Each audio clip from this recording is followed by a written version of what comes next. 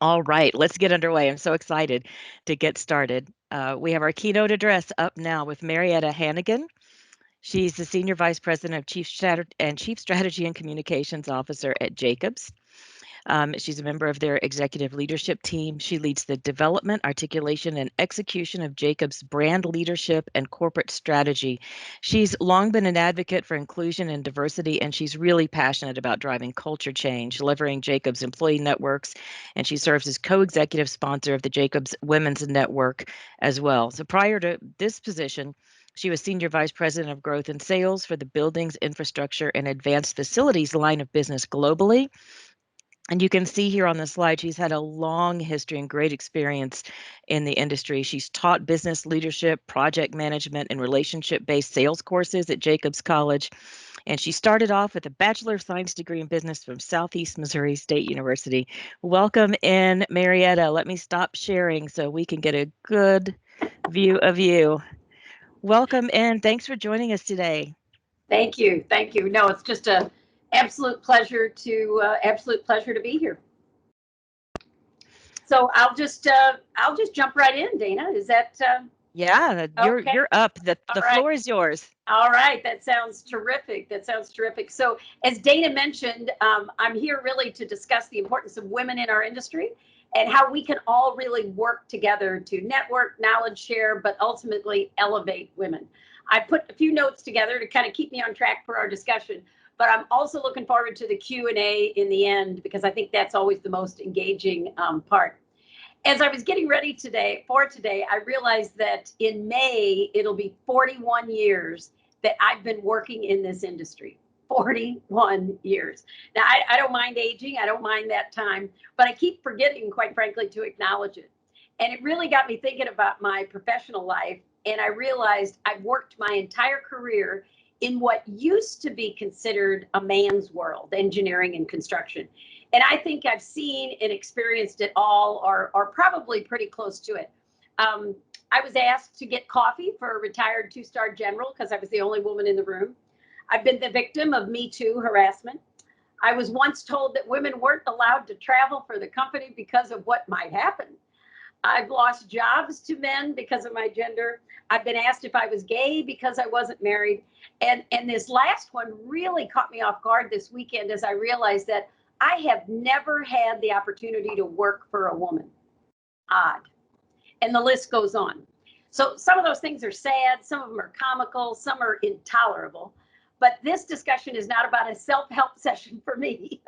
No, it's actually a celebration of how far we've come, but an acknowledgement that we are not there yet. So Monday, March the 8th is International Women's Day. And the theme for this year is Choose to Challenge. So today, I thought we'd use that theme to kick off this year's Women in Engineering and Construction Conference. There's a broad cross-section of folks represented on the call, people from different generations, like myself, backgrounds, ethnicities, sexual orientations, religions, and educational pathways. But the common denominator, if there is one, is that each of us is building a career on the work and through the work of women who came before us. Now, for me, I saw it firsthand in role models of my mother, my grandmother, my great aunt, wonderful, successful businesswomen that persevered through the challenges of their day, but also paid it forward by not giving up and not giving in. I'm sure that many of you have similar role models in your lives. Women who are part of who you are today, women who challenged the status quo and challenged you as well. So as we consider Choose to Challenge, that theme, I'm going to throw a lot of things out here today, some of which may resonate, some things may feel a bit provocative, some may turn you off. But the power of our diversity, we all have the freedom and the confidence to choose what we believe and what we want to engage in. So regardless of where you land, I hope it stimulates your thinking and in ways big or small, catalyzes you to act, to challenge, to continue to advance women in our industry. Now, you also might be asking why. I have a pretty good gig, so what impact will more women have on my company or me personally? Well, the most diverse and inclusive companies are the strongest and best performing companies. For many years, McKinsey has been researching the impact of diversity on performance. And last year, the results reinforced their position that diversity helps companies win in the marketplace. They found that in the companies in the top quartile for gender diverse executive teams were 25% more likely to have above average profitability. And that's up from 21% in 2017 and 15% in 2014. So it continues to rise.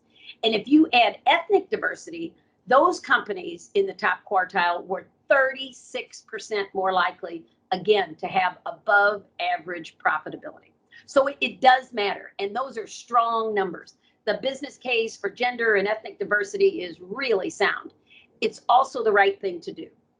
But the reason I mentioned the business case first is that in the past, the emphasis has always been on the right thing to do. And without the link to the business imperative, we just weren't seeing meaningful actions and progress. So International Women's Day provides a platform for everybody to play a role in positively challenging the status quo. And the opportunity, again, is huge, from lack of women in senior leadership positions to gender biased family roles to advancing women of color. There's really a lot to be done. And COVID, as Dana mentioned, has not helped the situation. I was shocked to learn that during 2020, more than 3 million women left the workforce due to COVID-19. 3 million women. And that's 4 times the rate of men last year.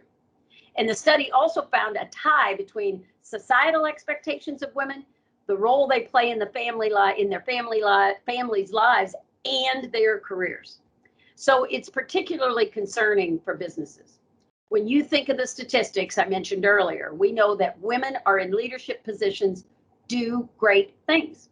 Yet women hold less than 6% of CEO positions at S&P 500 companies. That's 29 spots out of 500.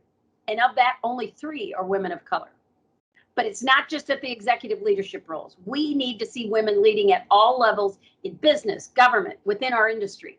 That visibility is critical for self-identification. It's really hard to aspire to a role you can't see yourself in.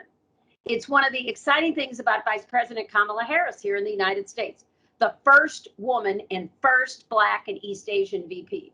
Regardless of politics, that is a huge step for us. And there's others.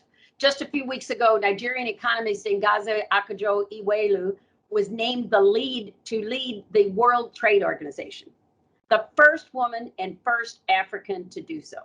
In the banking world, Jane Fraser was named to CEO of Citi, Tashonda Brown Duckett was named CEO of Chase, and in our industry, Laura Polini was named president of AECOM. So we're making some progress. Those are the kinds of moves that women of all ages need to see, to know it can happen and will happen again and again and again going forward.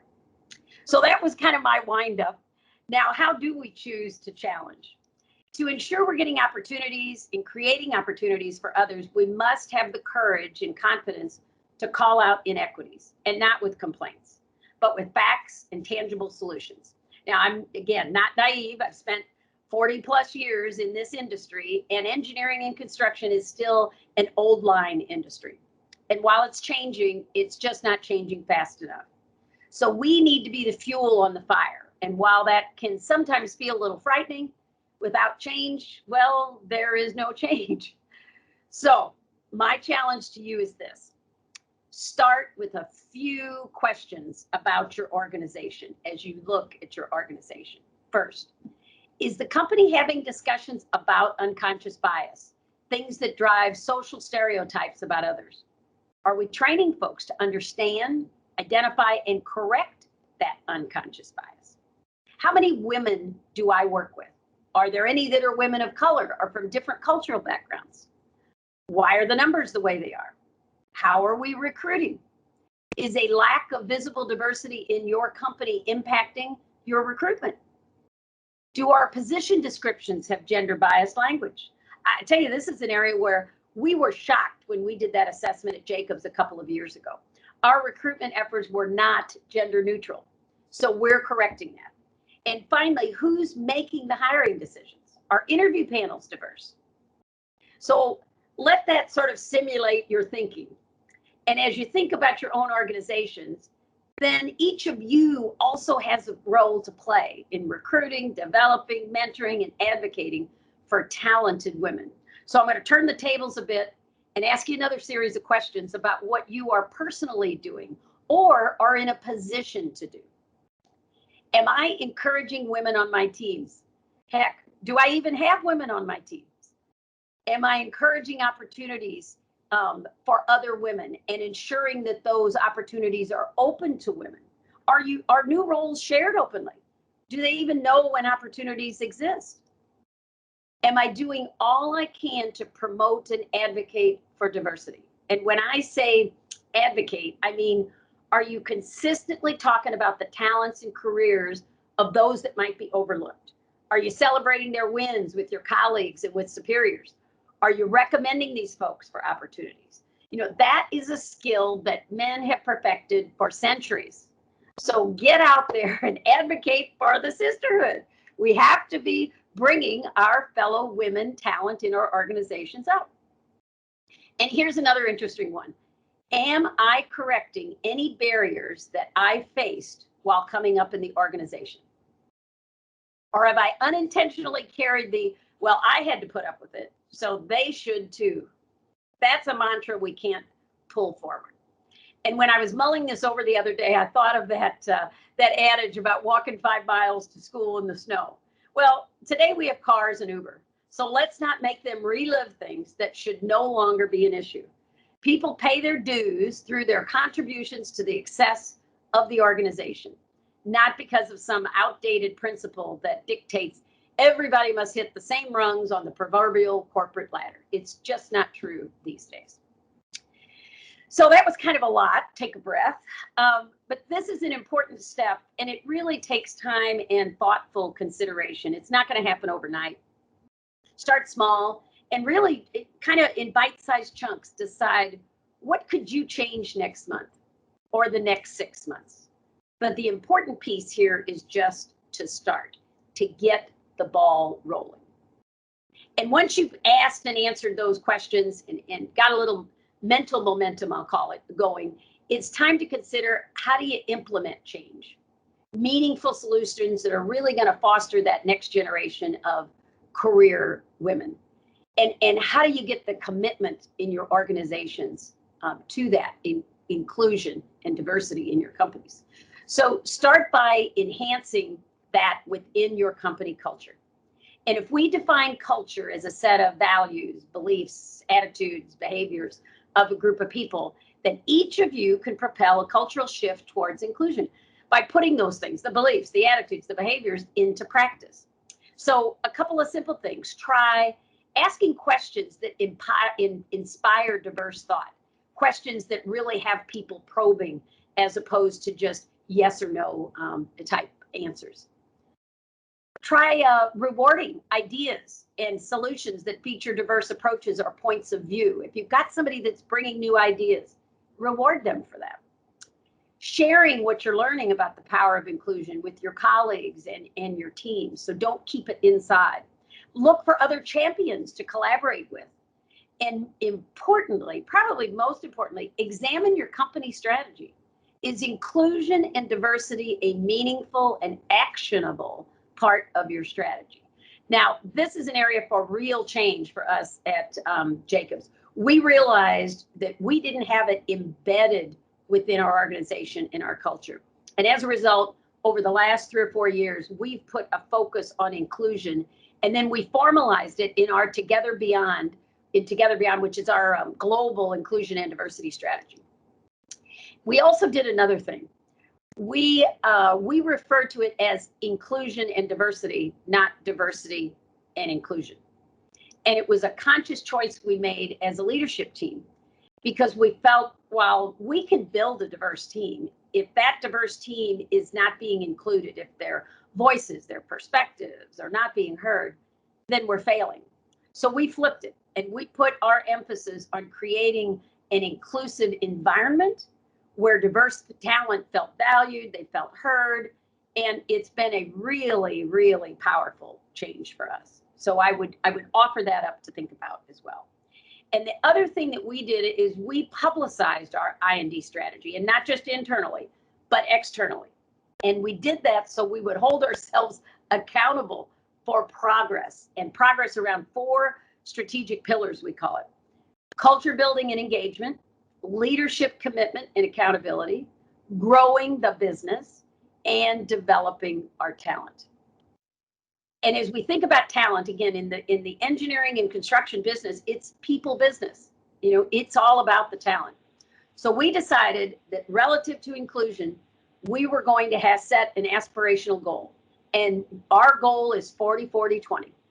And that is, we're going to create a gender balanced workforce globally over the next 5 years that has 40% women, 40% men, and 20% open to any gender. We're currently just under 30% women. In fact, it's 29.5% to be exact. So we've got work to do to get the next 10% and to grow even beyond that. But we've got the goal, we're measuring it, and we're moving forward. Every single person has a role in creating a culture where everyone belongs and where all employees can thrive. At Jacobs, we've found success leveraging our 8 employee networks to advance our inclusion platform and challenge gender bias and inequity. Our women's network, whose mission is to accelerate a cultural shift by empowering women and promoting gender equality, is particularly strong with 12,000 members globally. And I'm proud to share, as Dana mentioned, that I am the executive sponsor for this organization, along with Jacobs Chair and CEO, Steve Demetrio. And by working together, all of our employee networks partner with HR to promote inclusive practices.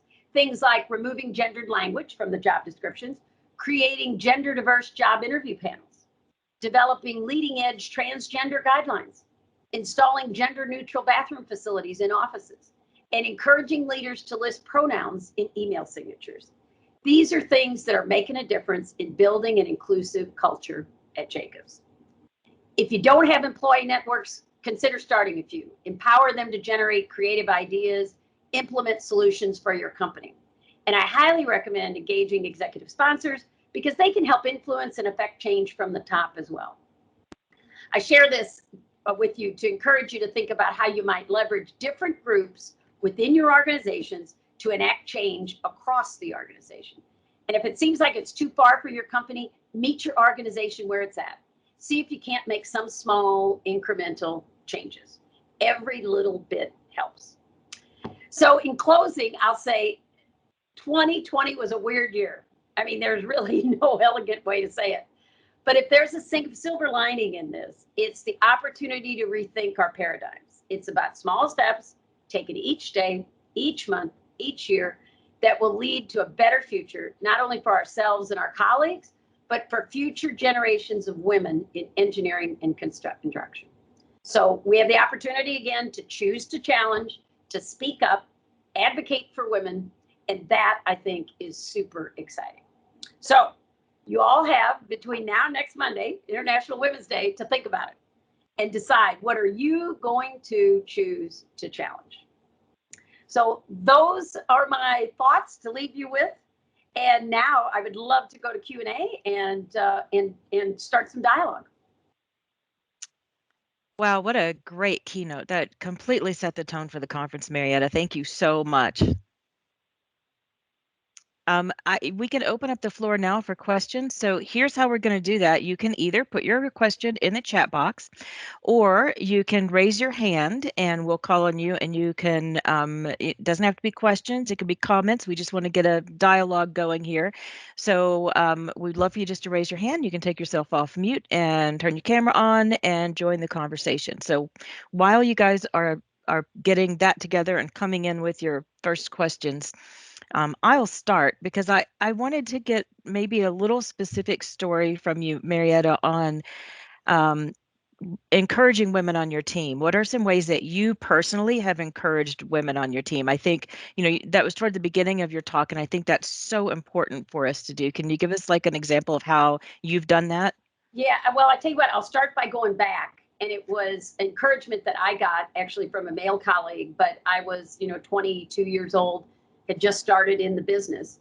And I was, again, I don't have a technical background. So I was in an industry that I never thought I would be in. And I was in a meeting, and I had some thoughts and some ideas, and it was all men in the meeting, one woman, older woman, and I was afraid to speak up. I had, things that I wanted to share, ideas I wanted to share, those kinds of things. And I thought, well, I can't share those things. I don't, I'm not qualified to share those things.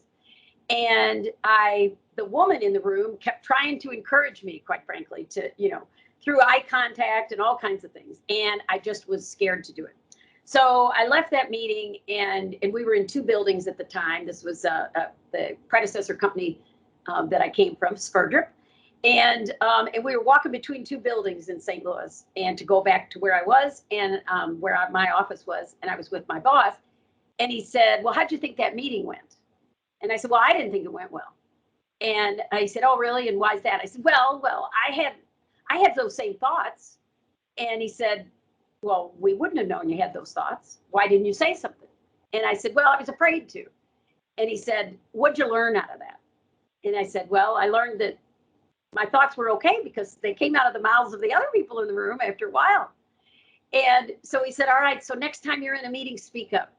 So I learned that at a very early age, and that is something I always encourage women to do, is speak up. Do it professionally, do it politely, or sometimes you have to, maybe put a fist on a table if the situation warrants it, but really just engage and never be self-conscious or feel inferior in the room. So that's something that I always encourage women to do. I think that's a great answer. We have questions lining up, so I want to get to them so we can make sure and have time to get everyone in. Sunita, go ahead and come in and ask your question. Sure. Thanks so much, Marietta. That was a very inspiring keynote. I had a question about you were talking about the diverse panels when you're doing interviews, and if we've ever had like a situation where maybe lack of diversity is causing difficulty recruiting more diversity. Do you have suggestions on how to recruit more diverse candidates? Yeah. So I tell you, again, some of these things seem so simple, but it's like we weren't doing them, and then we realized. And so our recruitment teams now, especially colleges and universities, most companies will go out and they have even partner universities that they go to. Well, we realized we were sending old people, like myself, to the universities, and we weren't really stepping back and saying, well, my goodness, the best people to recruit are some of our young people. And then do the research. If you're going to an HBCU, you wouldn't get all your white employees to go try to recruit folks. It comes back to that comment that I made about people need to see themselves. They need to know that they can, bring their whole self to work, that they are going to feel at home there. And so we started really looking at our recruitment plan and making sure that we had people, again, with similar backgrounds, you name it, in our recruitment efforts. And then that made people feel more comfortable. And it allowed them, quite frankly, to ask questions that maybe they wouldn't ask to somebody else, whether it's somebody older or somebody from a different ethnic background, et cetera. So that I think is a small thing that you can definitely do. And internally, we found the same thing, though, when we're sort of internally recruiting, trying to get folks to move maybe from another country to another state to another, a different team. You need to really look at the team, the complexity of the team and the makeup of the team, and make sure that your teams are diverse. And that has really helps a lot relative to recruiting, internally or externally. Great question. Thanks, Anita. Let's go to Jennifer Wolf. Jennifer, come on and ask your question. Thank you. Great speech. So my company, we have a women's group that I started, but the biggest pushback that we get is, well, we don't have a lot of women leaders because we don't have a lot of women. And I have a hard time with that statement because, clearly I'm a woman and I'm working in this area, so I know they exist. But do you have any other suggestions on how we could respond to that specific comment? Yeah. So first of all, I have to tell you, Jennifer, that comment They must have put that on a piece of paper and sent it worldwide, because that answer we've been dealing with for a long, long time. And so we hit it head on, and it actually ties back to the recruitment thing.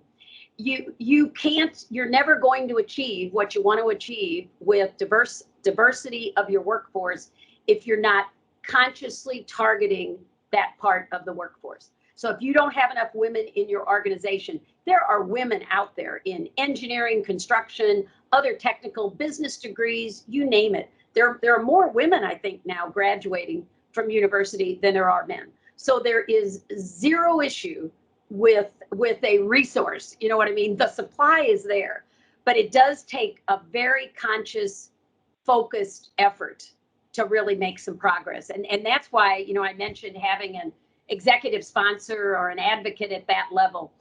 You know, until, quite frankly, we really put that level of focus on it, and our CEO led the challenge himself, we weren't making progress.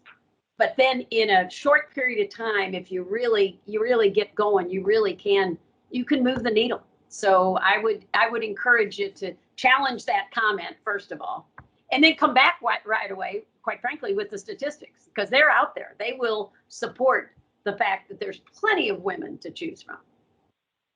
Thank you. All right, next up is Leanne. Will you come on and ask your question?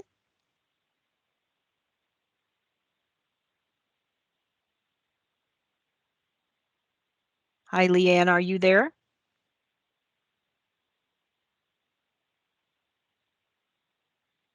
Well, I can read Leanne's question for her.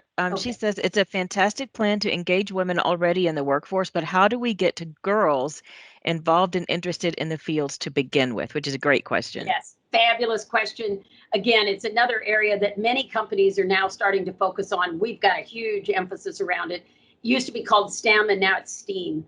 So really, with science, technology, engineering, arts, and maths.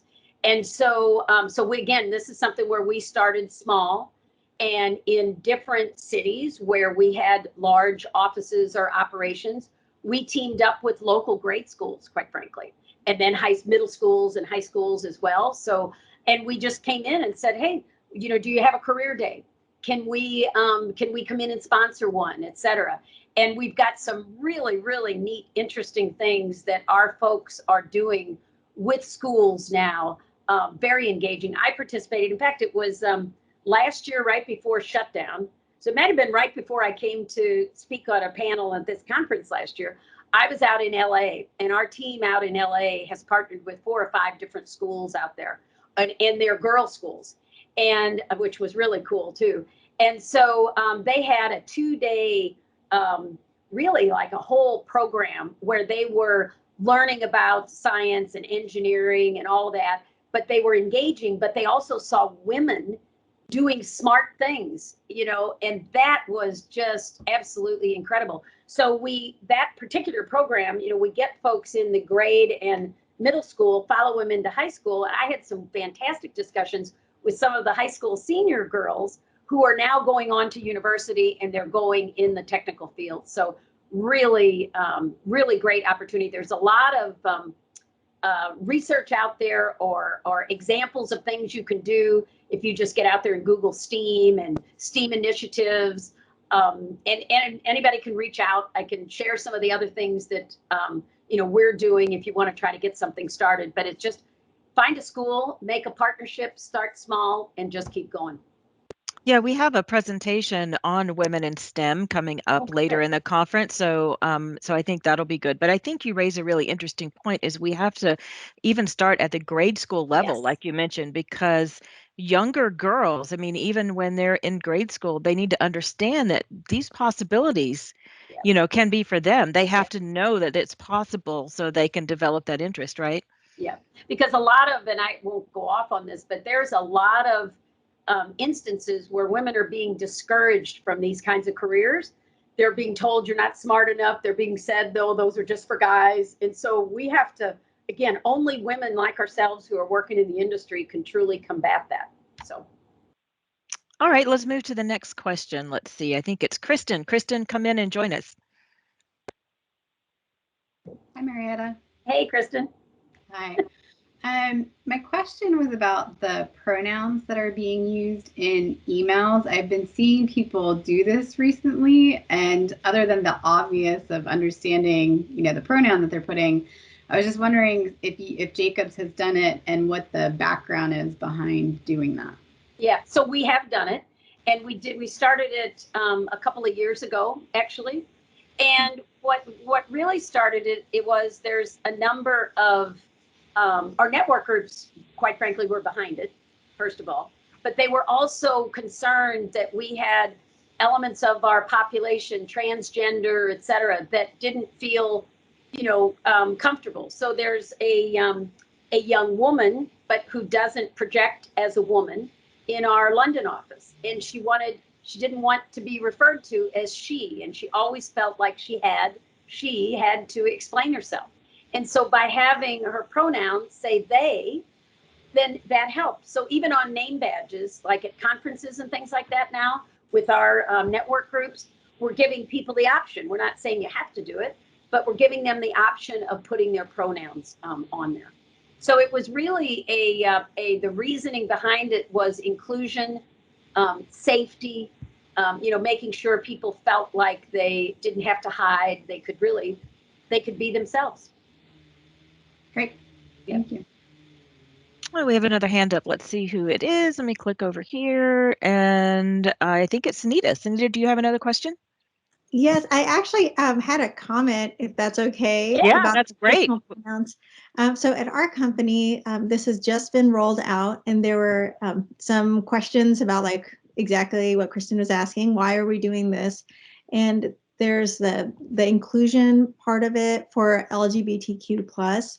I think one part that kind of helped me as I had to like present to our department about this, I was trying to make it widely acceptable for everybody to do this, and not feel like, if they have personal feelings one way or the other, like maybe I don't want to support this community or something. Why would you still do it? Even if you don't feel openly like you want to support LGBTQ plus community. And so I kind of thought back, and my name, Sunita, not everybody knows if I am male or female. It is a gendered name, but some people have names like Taylor or Leslie, and it maybe could go either way. And so for me, it was kind of an easier sell to others to say, hey, this is a great way for all of us. If we all include it, then everybody can feel comfortable including it in their signature. And you can help any of these situations where I've gotten a phone call, hey, Mr. Lavin. I don't know. I'm like, this is a work number. Like, are they calling for, or is Mr. Gupta at the time, are they calling for my dad? I don't know why they're calling my work number. So anyway, that was one way that made it a lot easier, I feel, to tell the story and to explain why we want everybody included. Yeah, that's a really great point. I love that. And Jennifer just chimed in with the question of, have people felt confident enough to use gender neutral pronouns? Have you seen people adopt that? Oh yeah, I adopted it. A lot of people have adopted. It started small, and quite frankly, it started more in our network groups, and then slowly but surely, it's gone up and down the executive ranks. And I think that also was a reinforcement that it was okay for people to do, et cetera. It shouldn't take that, but it did. And so yeah, I think people are and they're also comfortable though not doing it too. Because that's the other thing. We did not want to create an atmosphere where you had to be shamed into putting your pronouns. It's really is a personal, personal choice. And so, yeah, it's been very successful and, has helped. I have a question. One of the things that that I think would be instructive for all of us is maybe to get an idea of some best practices, or maybe how you've done it in the past for correcting barriers. You talked about the need or the thought that instead of saying that, well, I had to go through that so everybody else can pay their dues, to correct the barriers that you faced. But how do we as women speak up? How do you make that first step? Like, you identify what the barrier is, but then how do you start that process? Do you have any words of wisdom for that?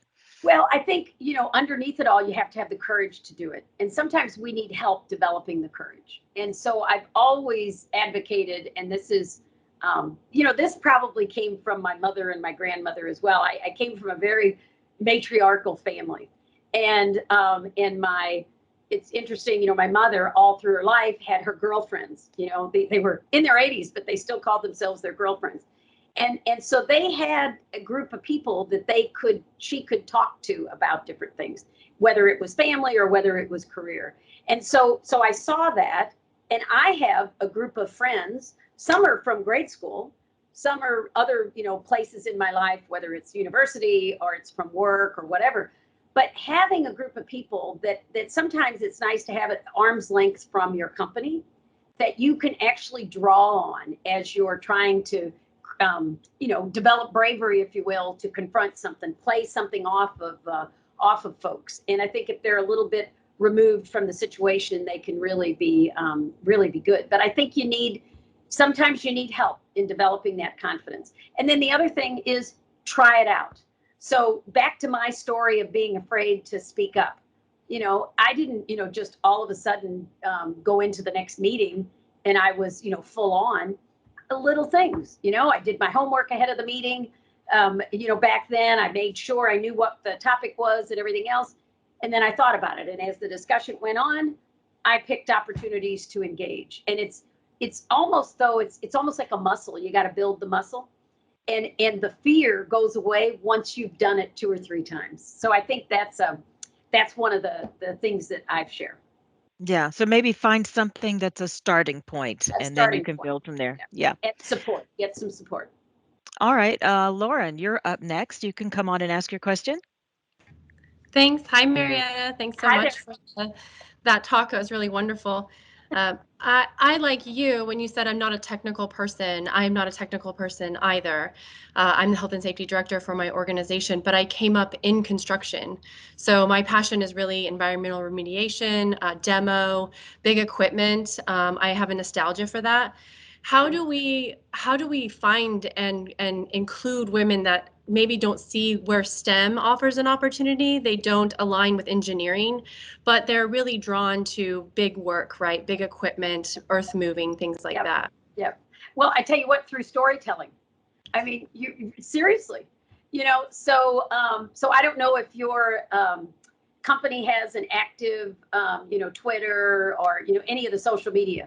So start crafting fun, interesting stories about what it is you do, about big equipment. I mean, I could think of a huge campaign you could do around, girls, young women, playing with big toys, earth moving equipment and everything else. I mean, you could really do some interesting things.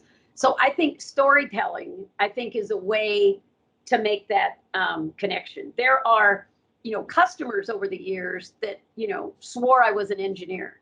And I'm like, no, I'm not an engineer. I have a business degree. Believe me, I'm not an engineer. You don't want me designing anything. But it was because, again, I learned the industry coming up. And so then that fades into the background, what your degree is. But it's build the interest. And so, again, I would show some great examples of yourself, maybe other women, et cetera. I think that's the way to make that connection. That's great. Thank you so much. That's great advice. All right, next question is from Jessica Peterson, and she says, what have you done to become more aware of diversity outside, of course, of being a woman?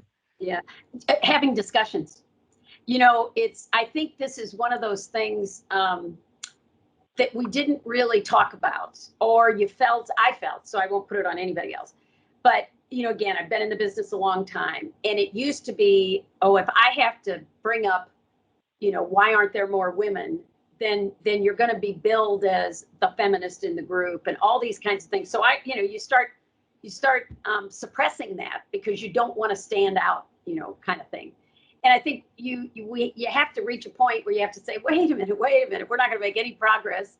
If you've got a seat at the table, you need to be using that, regardless of where the seat is, what kind of table it is, or anything else. So you really do, have to put yourself out there and start pushing. And conversation is important. And I mentioned, in my remarks that it's not about combating things with an argument and those kinds. It's about having your act together, knowing the facts, the situation, et cetera. And if you come prepared with that kind of information and you engage the right kind of conversation around it, I mean, you make inroads. And I think it's in women. I think, quite frankly, we went through quite a cathartic event at, the world did last year, but with the killing of George Floyd. And we took a really introspective look at the company and what are we really doing to, quite frankly, advance people of color. But regardless of that, are we having the conversations around race, inequality, injustice? Or are we just pushing that aside and saying, well, that's somebody else's problem, or that's too touchy and we're not going to do it? We took the opposite approach, and we had and again, our Harambe, our Black network, really pushed this, and we supported it, and the whole company got behind it. We had a series of courageous conversations, and when I say series, there were hundreds of them, and we used Teams. In fact, people couldn't get on the Teams calls. We had these calls all around the world talking about and really allowing our Black employees to talk about the Black experience. You could do the same thing with women. And what it was, and there was no judgment. You weren't allowed to say, well, that's not true or anything. There was zero judgment. It was very, very powerful. And for those of us on those calls that weren't Black, we got some, inkling of what it's like to live in that environment. Same thing with women. You can have courageous conversations about women. And again, no judgment, no pushback. Allow the conversations to flow. I think talking about these things is absolutely critical. Thank you. Let's move on to Rosa. Rosa, go ahead with your question. Number one, love the boo in the background. Okay, just had to get that out. But, hey, by the way, wait a minute. And I've got to say, fabulous glasses. Thank you. Thank you. Well, my question is, because what we want to do is help mentor other girls move forward.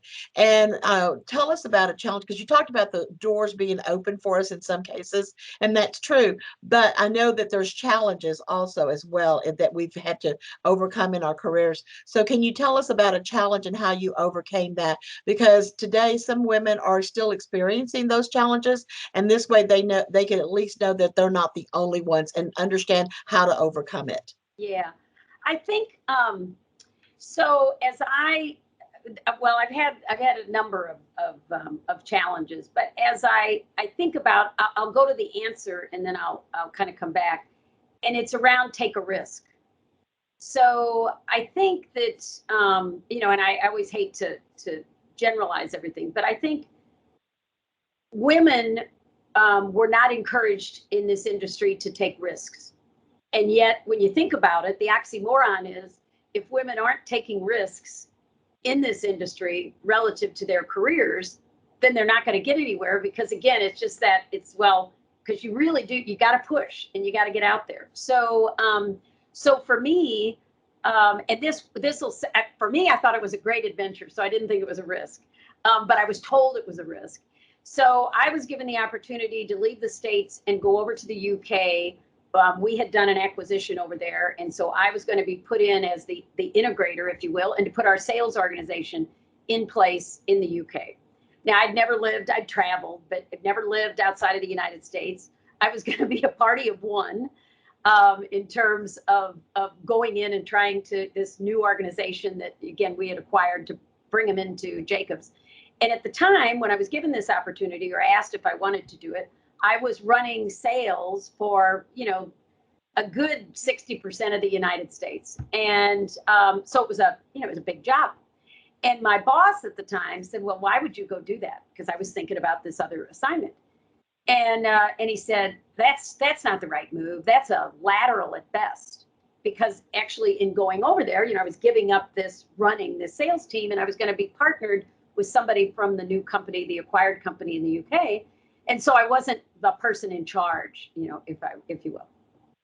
But for me, and so I thought about it. Then I started thinking, well, am I going to be embarrassed if I take that? Are people going to think I was demoted?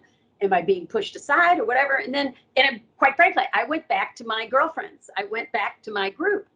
And I said, hey, there's a really cool opportunity. I really want to go for it, but I'm being told by my own boss that that's stupid. You're going to lose your spot in the rung on the ladder. And my girlfriends were just like, seriously, we're even having this conversation?